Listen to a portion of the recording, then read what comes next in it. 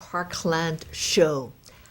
Um, the parklands are a very important part of our city, and even on cold days, it's a wonderful place to go and see the snow, see the rain, and see the beautiful trees and the water and anticipate the spring.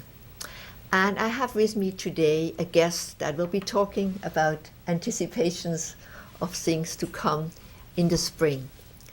The Charles River Conservancy, as you know, is a non-profit organization, and we have over 15,000 volunteers and 3,000 supporters who all help us advocate for the river, make the parklands more attractive and active. And today we'll be talking about our Conservancy volunteer program and the particular project of bulb plantings that has just been completed. So I'd like to welcome our guest, John Broderick. Welcome. Thank you very much, Renata. And you're right, it's not really springtime weather today, what with the wintry mix of sleet and snow and everything of the sort. But today we are definitely talking about springtime and the coming of spring. And I'd like to focus on our bulb planting initiative that we did this past fall. Now Before we jump into that, let's just look at our wonderful river of about which we have 10 miles of river here from the harbor up to the Watertown Dam, and the Conservancy looks after those 20 miles of shoreline and 400 acres. And the bulb planting kind of took place mostly in the middle of that picture along the Cambridge shore and a little bit on the Olston side. Is that correct? Very much so. So we ended up planting 10,000 daffodil bulbs over the course of the river. Almost 3,500 to 4,000 went out in Herder Park, which is just across the river from Cambridge, in Alston, Brighton. And over 6,000 of those ended up scattered throughout Cambridge. We had some that went just upstream of the Lars Anderson Bridge by Harvard Square. We had some that went between the Lars Anderson Bridge and the Weeks Footbridge over by Harvard. We had a bunch that went in front of the Hyatt near the Boston University Boathouse. We made a bed with about 700 bulbs right in front of the Magazine Beach bathhouse as well. Well, now, what kind of... We brought along some pictures of the bulbs. So is that what you planted? Yeah, so those are exactly versions of what we planted, courtesy of the fine folks at Van Engelen Bulb Company, who we ordered the bulbs from. The two varieties that you'll find there are Flower Record, which is a bulb that was kind of brought forth in the 1940s that blooms late in April. It has white petals with a yellow crown, and they're fringed with orange. They're really, really pretty. The Narcissus Fortune is more of a classic-looking bulb. It's a butter yellow color, and it was created in 1917, so it's been around and been used by landscapers for a long, long time. And you also have brought others, two different kinds here. Yes, so the other kinds that we brought, which we can focus upon, are the Narcissus California. Narcissus is kind of more just the family name for daffodils and jonquils and things of the sort. So Narcissus California is another deep yellow, robust yellow flower. And then Ice Follies is a slightly more classic 1950s version with icy white petals and with yellow open cups. Now, I know they are beautiful plants, but tell us the reason why you picked those particular flowers. So, good question. Daffodils, there are a lot of really good things going for daffodils, especially when you're focusing on planting them in a parkland environment.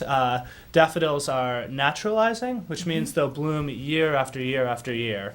Not only are they naturalizing, they're very hardy, in that they do not require lots of maintenance. We'll be able to plant them, and as long as you plant them correctly, which we'll get into a little bit later, chances are their success rate is quite high. We also wanted to plant something that was early blooming in the year. All these bulbs bloom between the beginning of April, staggered throughout the month of April. So we wanted something that would be a really welcome burst of spring. It's a classic New England flower that is emblematic of spring. And daffodils are also a very tall plant when you're dealing with something.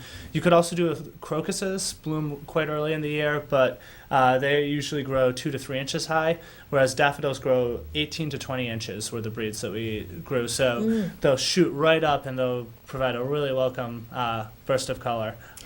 Great. Well, you obviously, you know your plants, and as the volunteer coordinator who oversaw all that, you also have to know the people you're working with. Tell us, this is a picture of people actually working with most. I can imagine how much fun they had doing that. Tell us a little bit about the process of how that went about. So that was an excellent day, and for bulb planting events, it was very easy to recruit volunteers. All you had to say was, we're going to be creating a beautiful splash of color on the river come next spring, and people were knocking on the door to sign up, more or less. The volunteers that were pictured before were volunteers, which we could bring up again. That is in Herder Park, just upstream of the Elliott Bridge in Alston, Brighton.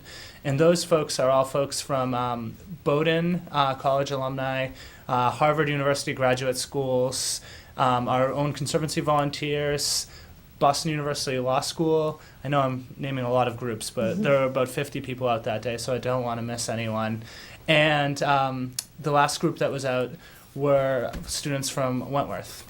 So obviously, we want those plants to do well. So describe to us of how you went about to plant them.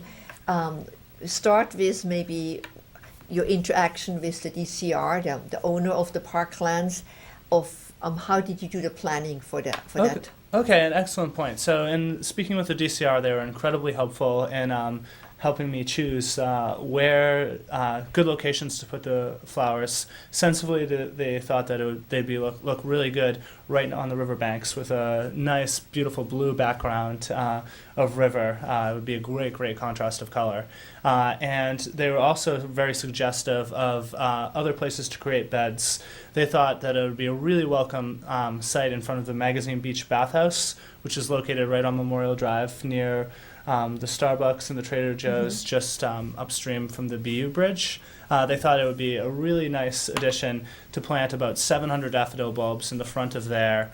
And we're going to be doing a bit more work next spring to create even more of a flower bed. But when the pool's not open in April, it'll still look really nice thanks to these bulbs. And you brought here a picture that I think now that we know what you're talking about, the viewers understand that, but explain what we're looking at here. Okay, so those are some of the famous bulbs themselves. And this picture actually illustrates fairly well our planting method.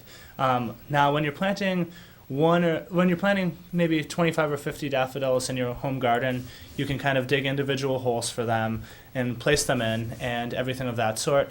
However, when you're planting 10,000 daffodils along the banks of the river, the best method to do so involves making trenches and placing the bulbs in. Now, the trenches end up being 6 to 8 inches deep because we want to get below that New England frost. And we ended up placing the bulbs usually about 3 to 4 inches apart or so, which gives them enough room to grow and naturalize and not compete with each other. Yeah, I saw some of the volunteers digging those trenches. That was serious work because some of the soil there, it wasn't frozen yet, but it was just very packed, very solid. Right.